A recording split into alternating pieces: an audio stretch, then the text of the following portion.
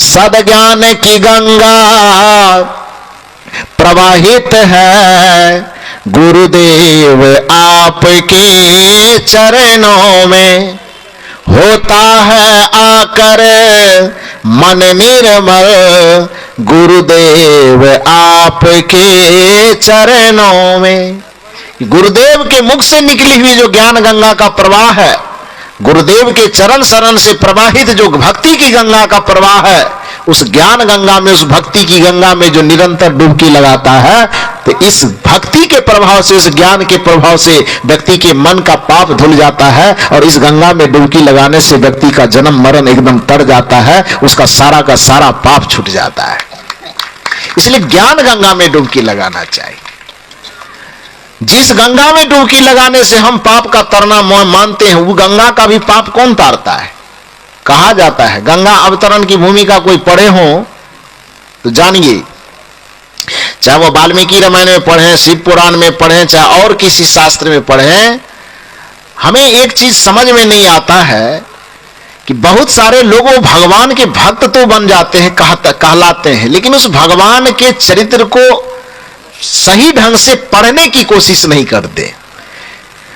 कबीर साहब ने दुनिया को उस भगवान के वास्तविक चरित्र को समझाने का प्रयास किया तो लोगों ने कबीर साहब पर यह आरोप लगा दिया कि भगवान को मानवे नहीं करता है, कि कोई पूजा पाठ तीर्थ व्रत देवी देवता मानता ही नहीं। अरे कैसे लगता है कि कबीर साहब कुछ नहीं मानता है? कबीर साहब सब चीज मानते हैं, लेकिन मानने के पीछे वो तर्क यह देते हैं कि कुछ भी मानने से पहले उसकी सच्चाई तो जान लो। जब तक सच्चाई नहीं किसी चीज की जानी जाए तब तक उसको क्यों मानते हो? सच यदि जानने के बाद यदि लगे कि ये सच है तो बिल्कुल मानो, और लगे कि ये सच नहीं है, झूठ है, तो बिल्कुल मत मानो। सच और झूठ को जानना कोई बुरी बात है क्या? कबीर साहब ये नहीं कहते हैं कि देवी और देवता को मत मानो।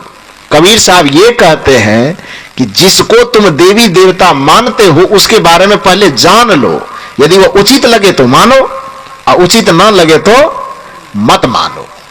पूजा करना बुरा नहीं है, लेकिन पूजा करने से पहले यह तो जान लो कि पूजा किस तरीके से करना चाहिए, और यदि वह तरीका समझ में आ जाए, उचित समझ में आ रहा है तो करो, और उचित समझ में नहीं आ रहा है तो मत करो। दुनिया में कुछ भी मानने से पहले उसको जानना आवश्यक है। यह कबीर साहब का दृष्टिकोण है। कबीर साहब ने यह नहीं कहा कि आप तीर्थ मत करो, व्रत मत करो, गंगा मत नहाओ। गंगा नहाओ जरूरत पड़े तो, समझ में आता है तो, लेकिन पाप कटाने के ख्याल से गंगा में मत स्नान करो, क्योंकि पाप वहां पर कटेगा नहीं। क्योंकि तुम्हें पता होना चाहिए कि गंगा का भी गंगा ये सत्संग की गंगा है, इसको खुद गंगा जी ने प्रमाणित किया है। आप कहेंगे कैसे? तो पढ़िए शिव जी की कथा, गंगा जी के अवतरण की कथा, तो आपको समझ में आएगी। जब सनातन धर्म के ग्रंथों को अब हम लोग अपनी अपनी दृष्टि से परखने का प्रयास करते हैं, पढ़ते हैं, तो उस सनातन संस्कृतियों के पुस्तक में ही समझ में आती है कि कितनी बड़ी ज्ञान की बातें पड़ी हुई है, लेकिन अधिकांश लोग अपना रोजगार धंधा धर्म के नाम पर चलाने के लिए उन अच्छी अच्छी बातों को छिपा करके रखता है। कैसे? सत्संग की महिमा बताते हुए गंगा जी के चरित्र वर्णन में आया है कि जिस समय महाराज भगीरथ के द्वारा इस गंगा को धरती पर उतारा जाता है, तो उसके लिए तपस्या करते हैं। वो तपस्या करने के क्रम में जब वह ब्रह्मा जी को प्रभावित कर लेते, क्योंकि ब्रह्मा, गंगा जो है कहा जाता है कि ब्रह्मा जी के कमंडल में है, एक तरह से ब्रह्मा जी की वह पुत्री के सदृश माना जाता है वो। तो अब गंगा जी को इस धरती पर लाने के लिए कहा कि ब्रह्मा जी को प्रभावित कीजिए भाई। अब किसी के घर से किसी की बच्ची को आप अपने घर में मेहमानी के लिए लाइएगा तो गार्जियन से पूछना पड़ेगा ना। तो कहा ब्रह्मा जी की उपासना कीजिए। ब्रह्मा जी की को मनाया गया, साथ साथ गंगा जी को भी मनाया गया। तो मनाने के बाद, तपस्या करने के बाद भगवान प्रसन्न हुए। कथा कहती है प्रसन्न हुए कि नहीं, हम दूरबीन लगा के देख नहीं रहे थे। कथा में जो लिखा हुआ वो मैं सुना रहा हूं। क्यों लिखी हुई है कि भगवान को प्रसन्न करके गंगा जी को इस धरती पर लाने की चेष्टा की गई। क्यों? क्योंकि कहा गया कि भगीरथ के पूरे परिवार को तारने के लिए, उसके पूरे वंश परंपरा को तारने के लिए गंगा को इस धरती पर आना आवश्यक था। अब ब्रह्मा जी को प्रसन्न कर लिया गया कि गंगा जी को जब इस धरती पर लाने की योजना बनी और महाराज भगीरथ जी के द्वारा तपस्या किया गया कि गंगा जी को इस धरती पे लाना है, तो उसके लिए तपस्या की गई। तपस्या करके ब्रह्मा जी को प्रसन्न भी कर लिया गया, गंगा जी को भी प्रसन्न कर लिया गया। गंगा जी फिर भी इस धरती पे आना नहीं चाहती थी, क्योंकि कोई भी व्यक्ति अच्छे जगह पे रह करके खराब जगह पे क्यों आना चाहेगा? आदमी धरती पे रहता है तो स्वर्ग जाना चाहता है। अब कोई स्वर्ग में रहे उसको कहे कि तुमको जाओ धरती पर, तो क्यों आना चाहेगा? तो जिस स्वर्ग में गंगा जी का वास माना गया और उसको धरती पे आना पड़ रहा है, तो स्वाभाविक है कि वो नाराज होगी कि हम क्यों जाए भाई। तो वो गंगा जी आना नहीं चाहती थी। तो पूछा गया गंगा जी से कि आपको क्या कष्ट है? तपस्या करके प्रभावित किया है और वरदान में यही मांगा है कि गंगा जी को हमें धरती पर ले जाना है। तो इस नियम के अनुसार वरदान में तो कह दिया गया है कि इसको धरती पे जाना है, तो आप जाना नहीं चाह रहे, क्यों नहीं जाना चाह रहे, कारण बताइए। तो गंगा जी ने 2 कारण बताया। गंगा जी कहती कि 2 कारण से मैं धरती पे नहीं जाना चाहती। का कारण गिनाइए, संभव होगा तो उस कारण को दूर किया जाएगा। तो का पहला कारण यह है कि मेरा वेग इतना तेज है, मेरी रफ्तार इतना करंट है, यदि मैं स्वर्ग से सीधे पृथ्वी पर उतरी तो फिर पृथ्वी पर को सहने की क्षमता तो है नहीं। मैं जैसे ही वेग के साथ उतरूंगी धंस करके एकदम सीधे पताल चली जाऊं।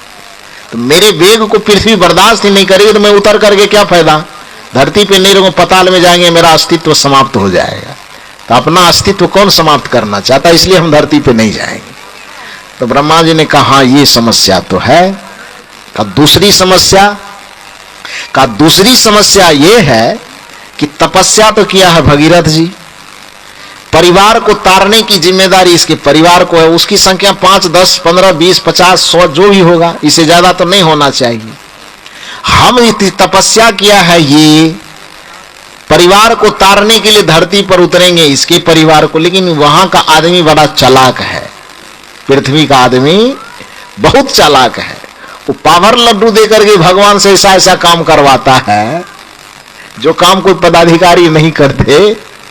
वो बतासा चढ़ा करके आदमी भगवान से वो काम करवा लेता है। तो इतना चालाक आदमी है, तो इतने चतुर आदमी के बीच में जाएंगे तो हम जाएंगे 100 आदमी को तारने के लिए, वहां एक के बार में 50 करोड़ आगे डुबकी लगाए। सब कहेगा मेरा पाप धोइए, मेरा पाप धोइए। तो पूरे दुनिया के पाप को धोते धोते धोते धोते तो हम खुद ही पापी हो जाएंगे। वो गाना सुने ना, राम तेरी गंगा मैली, नहीं सुने हैं? राम तेरी गंगा मैली हो गई, पापियों के पाप धोते धोते। सुने हैं ना गाना? फिल्म का कोई गाना है। तो गंगा जी ये संदेह प्रकट करती है। पहला तो मेरे वेग में इतना करंट इतना तेज है कि मैं उतरूं तो जमीन पे टिकूंगी नहीं, मैं पताल चली जाऊंगी, उससे मेरा अस्तित्व खत्म हो जाएगा, इसलिए हम धरती पे नहीं जाएंगे। अब दूसरा कारण ये कि तपस्या किया है बेचारा भगीरथ अपने परिवार को तारने का निवेदन के लिए, तो हम जाएंगे केवल इसके काम से। लेकिन चालाक आदमी करेगा क्या? मुफ्त में सब अपना अपना पाप धुलवाएगा और सबके पाप को धोते धोते धोते धोते हम ही इतना गंदा हो जाएंगे, हम खुद पापी हो जाएंगे। तो इसकी गारंटी दीजिए कि जब सबके पाप को धोते धोते और सबका पाप लेते लेते हम खुद पाप से डूब जाएंगे, पाप से ग्रस्त हो जाएंगे, तो फिर हमारा पाप कौन धोएगा? ये कोई कथा में बना के नहीं कह रहा हूं। गंगा के अवतरण की कथा जिस किसी भी ग्रंथ में आप पढ़ना चाहते हैं पढ़ लीजिए। वहां नहीं पढ़ सकते हैं तो अभी अभी एक चीज मैं बराबर कहा करता हूं, इसका एक देवता है गूगल देवता, मोबाइल पर है ना, उसी में निकाल करके पूछिए गंगा अवतरण का कहानी पढ़िए, उसमें क्या बताया जाएगा। तो गंगा जी ने जो 2 सवाल किया तो कहा ब्रह्मा जी ने यदि 2 सवाल का निराकरण कर दे तब तो धरती पे जाओगी, क्योंकि बेचारा तपस्या किया है, जाना तो पड़ेगा। बाकी आपके पास जो समस्या सुना रही हो कि हम धरती पे नहीं जाएंगे, उसके पीछे का जो 2 कारण गिना रही हो, तो उन कारणों को हम दूर करने का प्रयास करते हैं। पहला प्रयास क्या कि तुम्हारा वेग यदि धरती पे उतरेगा और धरती उस वेग को सहन नहीं कर पाएगी तो ऐसा करते हैं कि डायरेक्ट तुमको पृथ्वी पर उतरने ही नहीं दिया जाएगा। डायरेक्ट कहां उतरना है? कमंडल में ना, शंकर जी के जटा में। और कहीं वेग सहे कि नहीं कहे, शिव का मस्तक तुम्हारा जो है ना भार को सह लेगा। तो इसलिए डायरेक्ट तुमको पृथ्वी पर न उतार करके सीधे पहले कहां उतारा जाएगा? शंकर जी के जटा में उतरो, और वहां उतरने के बाद फिर वहां से ट्रांसफर होकर के कहां गिरना है? जमीन पे गिरना है। तुम्हारा करंट कम हो जाएगा। तो कहा ठीक है, एक समस्या का तो समाधान निकल गया। कहा अच्छा ठीक है, दूसरा समाधान? का दूसरा समाधान यह है, ये बात तो सच है कि पृथ्वी के चालाक आदमी तुमको छोड़ेगा नहीं। जा रहे हो 5 आदमी के लिए 50 करोड़ एक बार में डुबकी लगाएगा और कहेगा हमारा पाप धोइए। तो पाप तो तुम्हें सबका धोना है, लेकिन तुम्हारी समस्या यह है कि सबके पाप को धोते धोते जो तुम पापी हो जाओगी तो फिर तुम्हारे पाप को कौन धोएगा? गंगा जी का यही प्रश्न था। तो ब्रह्मा जी ने कहा जाओ, जब दुनिया के सारे पापी आकर के तुम्हारे अंदर पाप धोएंगे और तुम खुद पापी हो जाओगी, उसी क्षण इस जगत में कोई जब संत तपस्या करने वाला, कोई जब ऋषि ध्यान करने वाला, कोई गुरु की भक्ति करने वाला, कोई सत्संग में माला जपने वाला, सत्संग का नाम स्मरण करने वाला, सत्संग भजन करने वाला, जब कोई साधु तपस्वी तुम्हारे अंदर आकर के डुबकी लगाएगा तो उसके शरीर के तपस्या के प्रभाव से तुम्हारा पाप धुल जाएगा, तुम पाप से मुक्त हो जाओगी। ये मैं वरदान देता हूं। इसका मतलब क्या हुआ? इसका मतलब यह हुआ कि जब सामान्य आदमी गंदा हो और उसके पाप को गंगा धोवे तो गंगा महान हुआ। और गंगा जब पाप से भर जाए तो उसके पाप को कौन धोवे? संत धोवे। और इस संत के चरित्र से, संत के मुख से जो गंगा का प्रवाह निकले उसी को तो सत्संग कहा जाता है। तो जब गंगा के भी पापों को धोने का सामर्थ्य ये संत और सत्संग रखता है, और उस सत्संग रूपी तीर्थ में ही यदि आप करके डुबकी लगा लिए तो फिर और किसी तीर्थ में डुबकी लगाने की क्या आवश्यकता रह जाती है? इतना बात पर आप जरा गौर करके देखिए। इसलिए मैं निवेदन करता हूं कि सत्संग की गंगा में जो नित्य नहाते हैं पापी से पापी भी पावन हो जाते हैं। तो मैंने निवेदन आपसे ही किया, बात को मैं ज्यादा नहीं करूंगा अब, क्योंकि 2 घंटा कार्यक्रम हो गया। 7 बजे मैं मंच पे लगभग आ गया, 7:30 बजे के आसपास, 9 बजने चला है। और कल सुबह भी कार्यक्रम यदि आप सुनना चाहें, इच्छा है कि कल सुबह भी कार्यक्रम हो, तो यदि कुछ लोग भी आ गए तो सुबह मैं कार्यक्रम करूंगा। चूंकि कल ही मुझे यहां से निकलना है और छपड़ा में कार्यक्रम है। छपड़ा में 2 दिन का कार्यक्रम करके उसके बाद फिर सिल्लीगुड़ी पश्चिम बंगाल में वहां पर कार्यक्रम है। बहुत दिनों के बाद, लगभग 3-4 साल के बाद आप लोगों के बीच में दोबारा आना हुआ है। एक बार मैं आप लोगों के बीच आया हूं कि नहीं आया हूं? वो दोबारा मन करता है कि नहीं फिर आना चाहिए? हाँ, अब दोबारा आना चाहिए कि नहीं आना चाहिए? आना चाहिए। तो बड़ा धन्यवाद दीजिए। उसका नाम क्या है जो लाते हैं मुझे? सुरेश बाबू नाम है। उनके लिए, उनके परिवार के लिए एक बार जोरदार ताली बजाकर उनका अभिनंदन कीजिए। जो बार बार बेचारे वो आश्रम से संपर्क करके, वो तो चाहे जहां हमारे पास जाकर के सत्संग सुन ले, लेकिन उनके दिल में एक उमंग होता है कि सत्संग से लाभ मैं अकेले क्यों लूं? जिस सत्संग को मैं सुन करके हृदय से गदगद होता हूं, मेरे समाज के लोग भी उस सत्संग को सुने, उससे लाभ ले सके, इसके लिए एक सुंदर प्रयास वो करते रहते हैं। एक बार मैं पहले आ चुका हूं, फिर दोबारा आपके बीच में आया हूं। आप लोगों को देख करके मेरा भी हृदय गदगद होता है। आप सबों को बहुत बहुत साधुवाद, बहुत बहुत धन्यवाद देता हूं। एक बार मैं चाहता हूं कि आप लोग अपने लिए भी एक बार जोरदार ताली बजा करके अपना अभिनंदन कीजिए। सबको बहुत बहुत साधुवाद, धन्यवाद देते हुए, यदि कल सुबह के सत्र में आप चाहते हैं कि कुछ देर प्रोग्राम प्रवचन होना चाहिए, तो आप सुबह के सत्र में 7 बजे से लेकर के 10 बजे तक कार्यक्रम होगा। उस कार्यक्रम में आप आइए। इच्छा है, आना है? आएंगे। तो 7 से 10 बजे तक सुबह कार्यक्रम कीजिए, फिर उसके बाद हम यहाँ से छपरा के लिए रवाना हो जाएंगे। वहाँ कार्यक्रम है, फिर दोबारा मौका लगे तो फिर मैं आपके बीच में आऊँगा। इसके लिए आदरणीय सुरेश बाबू को, उनके समस्त परिवार को हृदय से बहुत बहुत शुभकामना, बहुत बहुत आशीर्वाद, बहुत बहुत साधुवाद कि इसी तरह से आप स्वस्थ रहें, निरोग रहें। सदगुरु करे कि आपके पास इतना धन हो, इतनी संपदा हो कि अपने धन और संपदा से आप तो लाभान्वित हो ही, अपने धन और संपदा से इसी तरह से ज्ञान की गंगा बहा करके अपने समाज को भवसागर से तारते रहे, ऐसी शुभकामना मैं आपको देता हूं। क्योंकि भगीरथ ने प्रयास किया था केवल अपने परिवार को तारने के लिए। भगीरथ ने एक गंगा को प्रकट किया था जो उसके परिवार को तारा। लेकिन आप सत्संग करवाने वाले जो भी भक्त होते हैं, जहां के भी होते हैं, वह भी राजा भगीरथ के तरह प्रयास करके सत्संग और ज्ञान की गंगा को उतारते हैं अपने समाज को भवसागर से तारने के लिए। वह काम आपने किया है, इसके लिए मैं आपका जोरदार अभिनंदन करता हूं। तो सबको बहुत बहुत साधुवाद, धन्यवाद देते हुए मैं मूल रूप से जो निवेदन किया आपसे कि इस संसार में तीर्थ के नाम से बहुत सारे जगह प्रचलित हैं, लेकिन सब में ये सत्संग का जो तीर्थ है वह सबसे बड़ा तीर्थ है। क्योंकि सचमुच में तीर्थ का अर्थ ही होता है त्रायते इति तीर्थः, जो हमें पापों से तार सके उसको तीर्थ कहा जाता है। जहां दुराचरणों से हमें तार सके उसको तीर्थ कहा जाता है। जो अवगुणों से तार सके उसको तीर्थ कहा जाता है। वो जो कुसंग और कुविचारों से तार सके उसको तीर्थ कहा जाता है। तो विचार करके जब आप देखिएगा तो पूरे संसार में पाप से तारने वाला कौन सा तीर्थ है? ये सत्संग का तीर्थ। विकारों से तारने वाला कौन सा तीर्थ है? ये सत्संग का तीर्थ।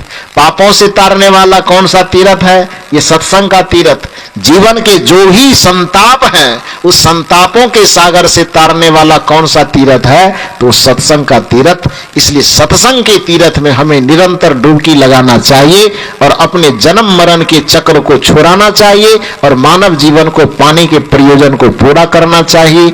बस इतना ही निवेदन करके आप तमाम श्रोता बंधुओं को भी बहुत बहुत साधुवाद, बहुत बहुत धन्यवाद देते हुए यहीं पर मैं अपनी वाणी को विराम देता हूं। आपके अपने पसंदीदा YouTube चैनल खुशहाल जिंदगी टीवी का लक्ष्य आपको किसी भी तरीके से डोमिनेट करना नहीं है, ना ही आपके धर्म, मत, मजहब और परंपरा के खिलाफ बोलना है। हमारा मकसद है आपके भीतर जो परम सत्य सोया हुआ है उसे जगाना। किसी भी तरीके से परम सत्य को उद्घाटित करना हमारा मकसद है। हम जो भी सच है आपके भीतर उसे उजागर करते हैं ताकि आप सत्य का साक्षात्कार कर सकें और हर तरीके के भ्रम, अंधविश्वास, कर्मकांड, पाखंड, ढोंग, ढकोसले, छू मंत्र, जादू मंत्र और चमत्कार से बाहर निकल सके। उम्मीद करते हैं कि आपने बड़ी बारीकी से इस पूरे सत्संग को गहरे में लिया होगा और समझा होगा।